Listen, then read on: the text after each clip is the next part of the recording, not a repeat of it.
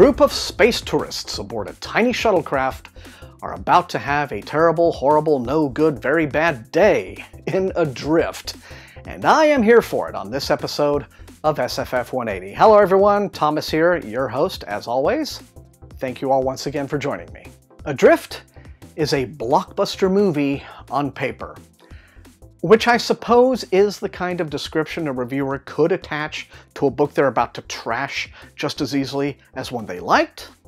But in the case of Adrift, I can assure you all it's worth turning up opening night. Rob Boffard's SF thriller has a terrific, high-concept hook. A group of tourists in deep space find themselves stranded on a shuttle with no possibility of rescue when the space station that serves as their home base is destroyed without warning by hostile parties unknown. Hannah Elliott is a tour guide aboard Sigma Station, located near a deep space jump gate with a glorious view of the Horsehead Nebula. It's her first day. And that alone is probably bad omen enough. We learn of a bitter and bloody war that raged 15 years earlier between the frontier navy of Earth and the colony worlds established as a result of the Great Expansion. Now, with a new treaty in place, presumably hostilities are over, and Boffard throws some satirical shade at the unseemly speed at which commercial interests have swept in to monetize former war zones as tourist destinations. Hannah boards a tiny tourist shuttle called the Red Panda for her shift as guide, and they're not away from the station for more than a few minutes before a massive warship of some kind swoops in and blows the whole place to kingdom come with hundreds of AI-controlled drone bombs. Luckily, the shuttle's pilot is ex-military herself and hides the tiny vessel amongst the wreckage until they're sure the coast is clear. Once it is, they plan to make their way to the jump gate and hightail it back home.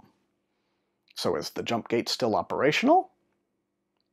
Guess for yourself. So it is that we find Hannah, her pilot, and a small group of tourist passengers stranded with no food, except for a couple dozen bags of chips. Sadly, the tour company didn't even stock the bar. And no way home. Fairly soon, they will be joined by another passenger, though I will leave it to you to discover how that happens for yourself. We know pretty well how certain situations are going to play out, but we know in a way that actually enhances our anticipation. Any thriller fan is going to guess that some people on board the shuttle aren't who they appear to be. Some will have surprising skill sets, while others will have none at all, and they'll be the ones put on the spot in life or death moments.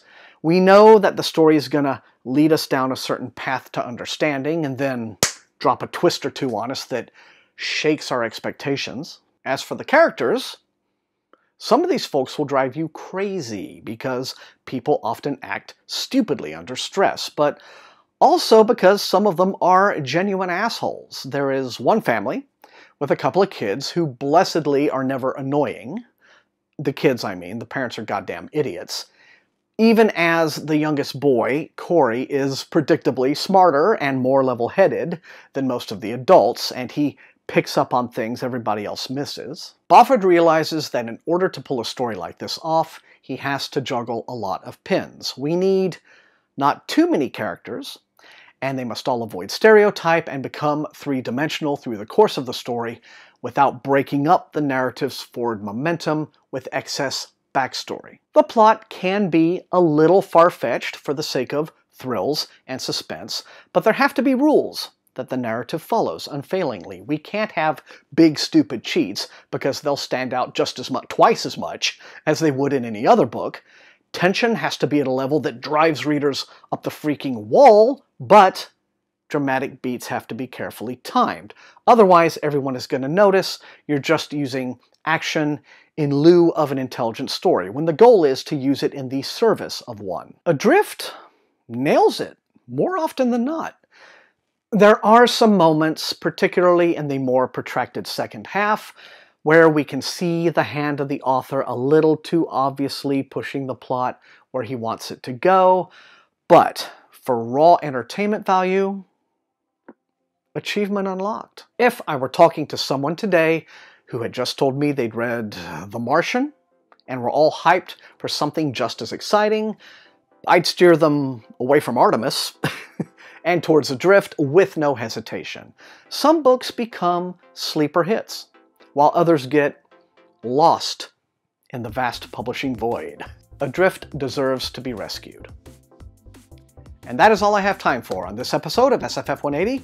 Remember everybody, the most important thing, these are reviews. You will not always agree with me, but if you enjoyed watching, please hit that like button, share the video far and wide with all of your SFF reading friends, and above all, please subscribe. That is how the channel grows. You can also support the channel at my TeePublic store and at my Patreon, where recruits into Wink's Army get little perks like getting to see some of these videos early, things like that. I want to thank those folks for their additional support.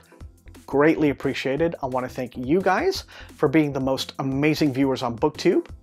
And until I see you all next time, happy reading.